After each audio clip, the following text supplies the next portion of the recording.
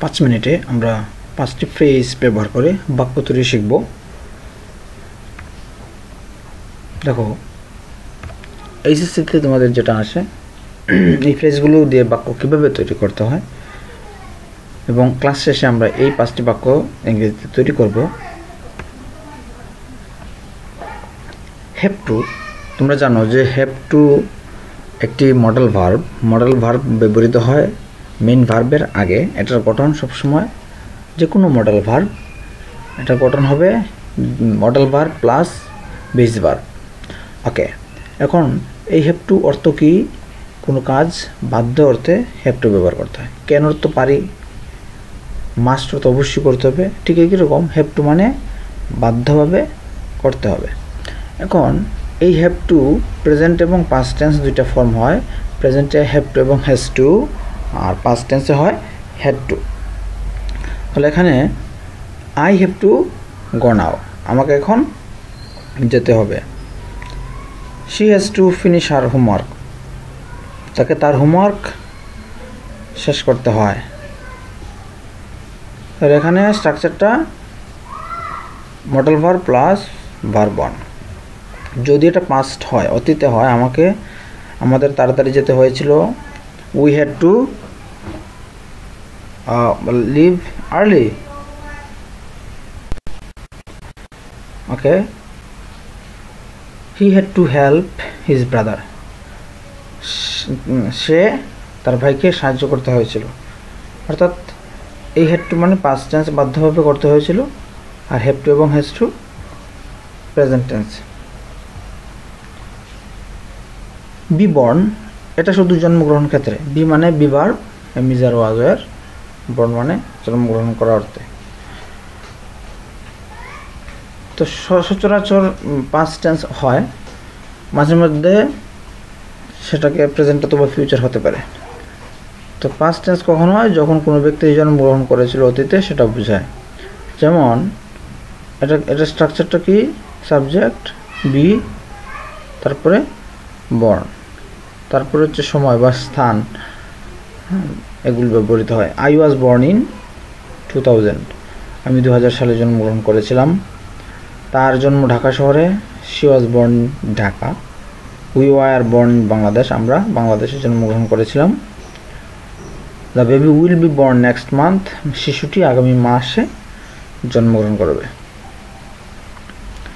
এখন আসি had better. Had better একটা মডেল ভার্ব। মডেল ভার্বের স্ট্রাকচার একই রকম, model verb plus base verb. Had better অর্থ হচ্ছে এটি করলে বরং ভালো হয়, এটি করলে বরং ভালো হয়। তাহলে তুমি এখন পড়াশোনা করাই ভালো, তোমার এখন পড়াশোনা করাই ভালো। You had better study now. তার ওখানে না যাওয়াই ভালো। He had better not go there. একই রকম স্ট্রাকচার, বরং ভালো অর্থে এটা ব্যবহৃত হয়। উড রেদার এবং হ্যাড বেটার একই রকম, বরং ভালো এবং মডেল ভার্ব। এখানে একটি অতিরিক্ত বিষয় জানতে হয়, সেটা হচ্ছে যদি দুটি বস্তুর মধ্যে বা দুটি কাজ এবং অথবা বস্তুর মধ্যে তুলনা করে একটি বেশি পছন্দ হয়, তখন আমরা উড রেদার এই অংশ দেন প্লাস মেইন ভার্ব আমরা যুক্ত করি। এটা ছাড়াও হবে এবং এটা দিলেও হবে। I would rather stay the home, আমি বরং বাসায় থাকবো। She would rather die than back. এই যে ডাই এবং ব্যাক দুটির মধ্যে পার্থক্য করেছে, মরে যাবে নাকি ভিক্ষা করবে। তো বলছে যে আমার বরং মরে যাওয়া ভালো ভিক্ষা করার চেয়ে। She would rather die than back. Let alone, let alone শব্দটি দুটি নাউন অথবা ভার্বের মধ্যে যুক্ত করতে পারে। কখন যুক্ত করে? দুটি তুলনামূলক একটি বড় এবং ছোট কাজ। এটা কখন হয়? যেমন এখানে বাইসাইকেল এবং মোটরসাইকেলের সাথে তুলনা করছে। কীভাবে? যে একজন ব্যক্তি বাইসাইকেল কেনার ক্ষমতা নাই, সে মোটরসাইকেল কেনা তো দূরের কথা। এই যে একটি ছোট একটি বড়, তার ক্ষমতার যে হেরফের সেটা বুঝিয়েছে। এবং এই দুটি নাউন অথবা ভার্বকে আমরা লেট এলোন দিয়ে যুক্ত করি। যেমন he can not ride a bicycle, তার একটি বাইসাইকেলই চড়তে পারে না, আবার motorcycle. I do not have time to eat let alone cook, আমি রান্নাই খাওয়ার সময়ই পাই না, আবার রান্না করা। সো এভাবে আমরা দুটি নাউন অথবা দুটি ভার্বকে যুক্ত করার জন্য লেট অ্যালোন ব্যবহার করি।